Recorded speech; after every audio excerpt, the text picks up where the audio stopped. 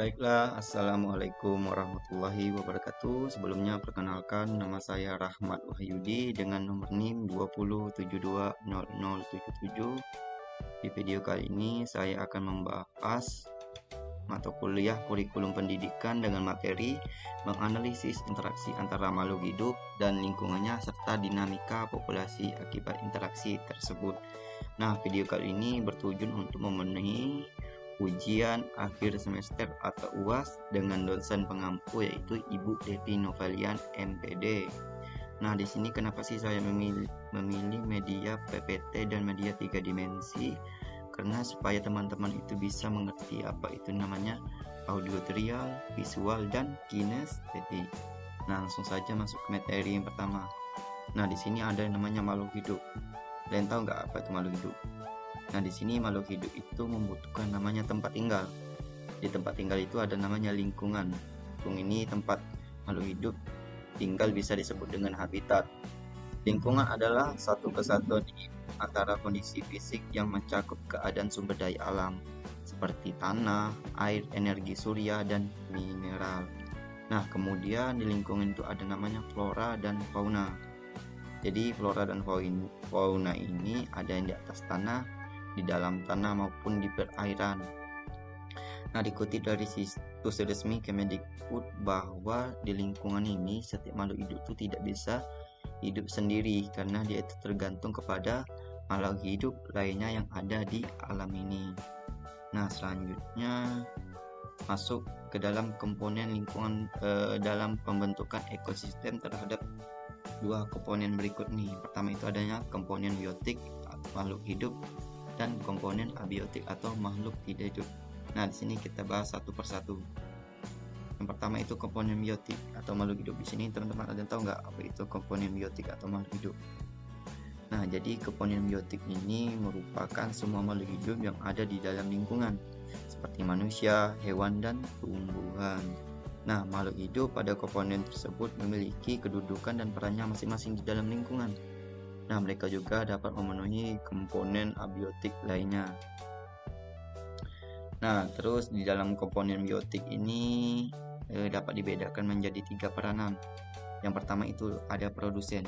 Nah, di sini teman-teman pada tahu nggak apa itu produsen? Nah, jadi produsen ini merupakan makhluk hidup yang dapat menghasilkan zat makanan yang diperlukan makhluk hidup lainnya. Nah, tugas tersebut diperankan oleh makhluk hidup yang mempunyai zat klorofil atau zat hijau daun, yaitu tumbuhan hijau, betul. Nah, tumbuhan mensintesis atau membuat zat makanan menggunakan bahan karbon dioksida dan air dan dengan bantuan cahaya matahari. Selanjutnya komponen yang kedua yaitu konsumen. Nah, di sini konsumen ini merupakan makhluk yang tidak dapat membuat makanan sendiri atau organisme heterotrof. Nah, konsumen akan bergantung pada makhluk hidup lainnya untuk bisa makan. Contohnya itu contoh konsumen di sini ialah manusia dan hewan. Selanjutnya itu komponen yang ketiga, yang terakhir itu adalah komponen penguraian. Nah, di sini pengurai ini bertugas membusukkan dan menguraikan hewan dan tumbuhan yang telah mati. Nah, makhluk hidup yang berperan untuk penguraian ini ialah cacing, bakteri, dan jamur. Ya, betul, jamur. Nah, proses penguraian ini sangat penting untuk menjaga stabilitas ekosistem dengan mengurai zat-zat sisa menjadi unsur hara yang diresap oleh tanah. Betul. Nah, jadi produsen, konsumen, dan pengurai ini adalah komponen saling ketergantungan. Tidak ada makhluk hidup yang bisa tanpa adanya makhluk hidup lainnya. Nah, supaya bisa saling mendukung dalam kehidupan baik secara langsung, maka setiap makhluk hidup membutuhkan makhluk hidup lainnya. Nah, ini semua melewati suatu peristiwa yang dinamakan makan dan dimakan. Nah, seperti piramida makanan, rantai makanan, dan jaringan makanan. Nah, baiklah, di sini ada salah satu contoh dari rantai makanan. Nah, di sini ada yang tahu nggak apa itu rantai makanan? Jadi Rantai makanan ini merupakan sebuah peristiwa di mana makan dan dimakan antara makhluk hidup dengan urutan yang tertentu atau urutan tertentu. Nah, di sini dalam suatu rantai makanan itu ada yang berperan sebagai produsen, konsumen, dan sebagai dekomposer atau pengurai. Betul, nah, pengurai.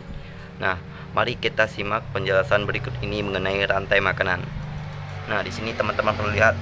Di sini ada padi. Padi ini berperan sebagai produsen.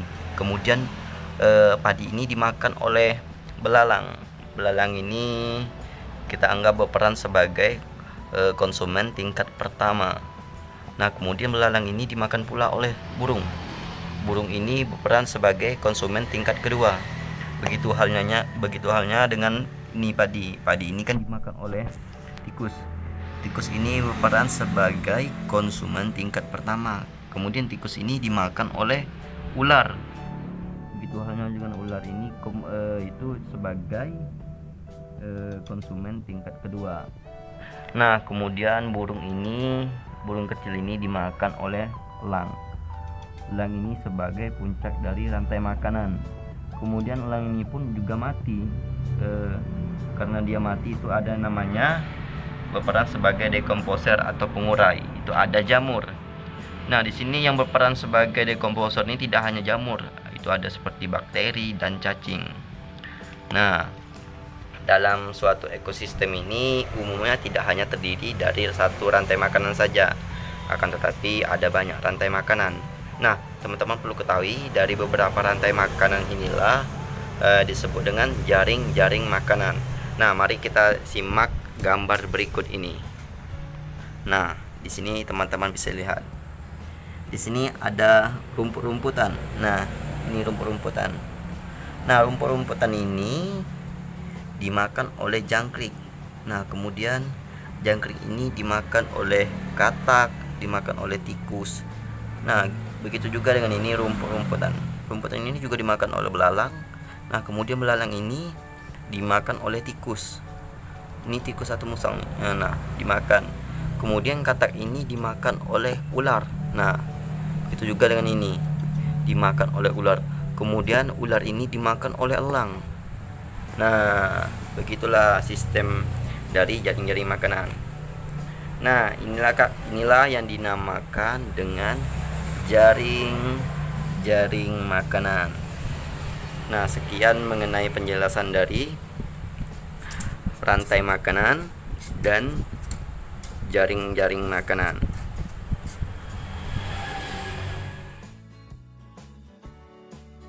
Baik, kalau tadi kita sudah membahas komponen biotik atau makhluk hidup. Nah, sekarang kita akan membahas yang namanya komponen abiotik atau makhluk tidak hidup. Nah, jadi komponen abiotik ini merupakan benda tidak hidup yang ada di dalam lingkungan. Nah, keberadaan komponen tersebut sangat mempengaruhi jenis makhluk hidup yang menempati suatu lingkungan. Nah, di sini ada beberapa komponen abiotik, antara lain itu pertama itu cahaya matahari.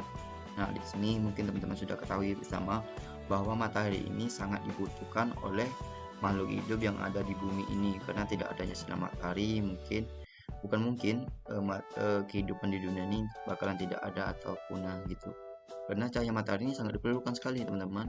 Nah, selanjutnya itu adalah udara.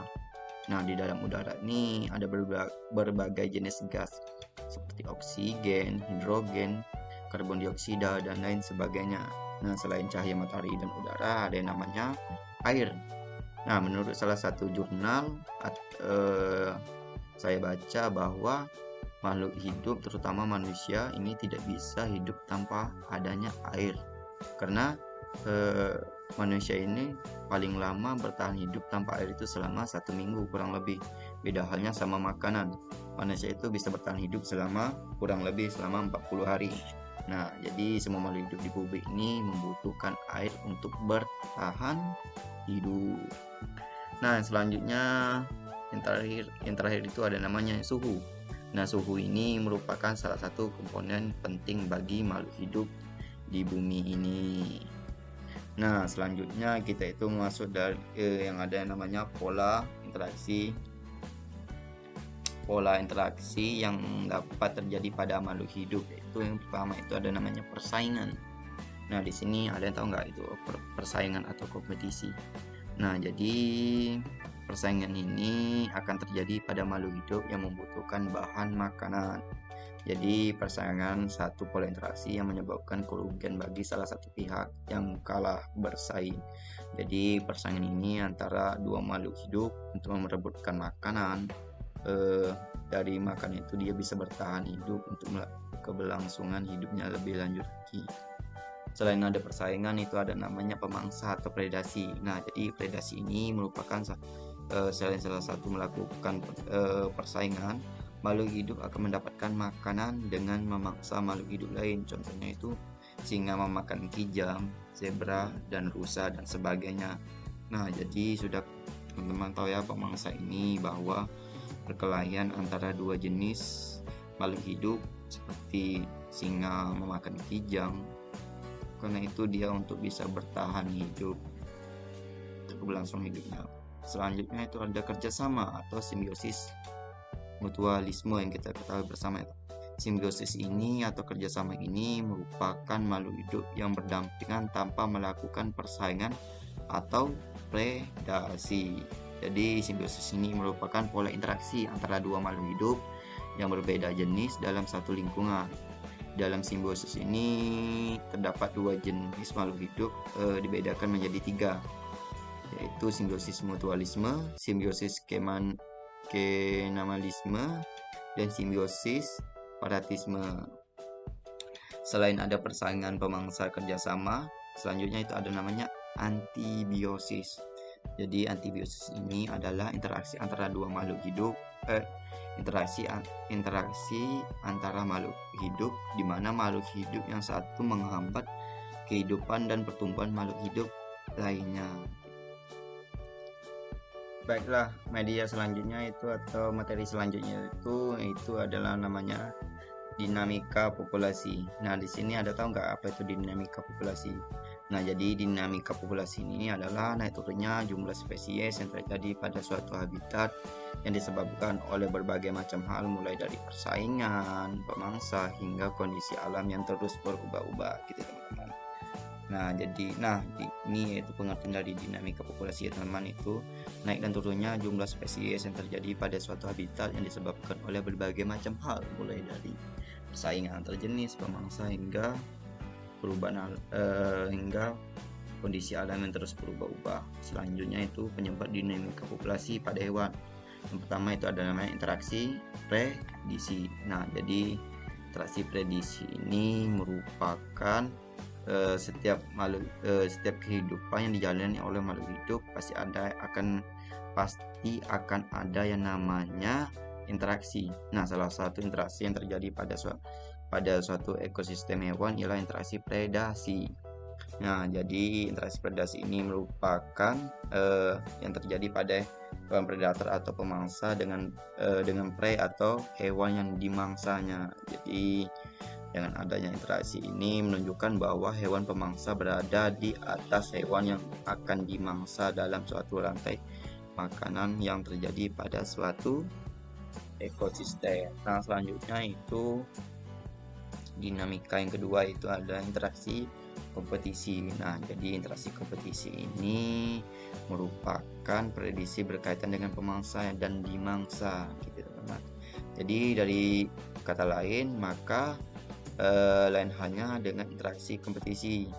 Interaksi kompetisi adalah interaksi yang terjadi pada hewan dengan spesies yang sama atau dengan spesies yang berbeda untuk merebutkan sesuatu seperti pemangsa atau kekasih wilayah dan sebagainya gitu, yaitu berkompetisi untuk memenangkan suatu keinginan dia, untuk misalnya dia makan itu dia harus menang gitu. Selanjutnya itu yang ketiga itu namanya bencana alam. Nah, di bumi ini pasti akan terjadi yang namanya bencana alam. Nah, terjadinya bencana alam ini tidak bisa kita prediksi kapan dia bisa datang gitu teman. Mulai dari gempa bumi, gunung meletus, tsunami, dan banjir. Nah, semua bencana alam ini akan mempengaruhi dinamika populasi pada hewan.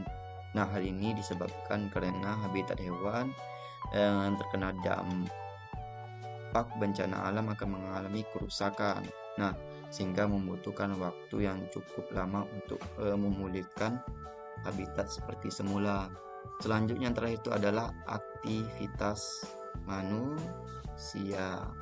Ya, aktivitas manusia ini rusak habitat hewan akan rusaknya habitat hewan bukan hanya disebabkan oleh karenanya bencana alam, tapi juga bisa disebabkan oleh aktivitas manusia. Nah, tidak bisa kita pungkiri teman-teman bahwa zaman yang sekarang ini semakin maju, semakin berkembang, malah membuat suatu habitat hewan akan menjadi lebih rusak. Yang rusaknya habitat ini bisa membuat hewan mencari makanan hingga ke lingkungan manusia atau pemukiman manusia. Nah, manusia yang merasa terganggu akan kedatangan hewan-hewan yang dapat merugikan dirinya, maka berusaha untuk mengusir hewan tersebut dengan cara membunuh, menyakiti hewan, dan lain sebagainya.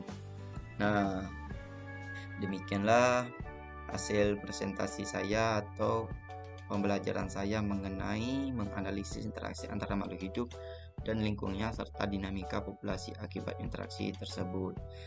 Dari ringkasan materi saya dan saya akhiri, wallahu muwaffiq ila aqwamit thoriq. Wassalamualaikum warahmatullahi wabarakatuh.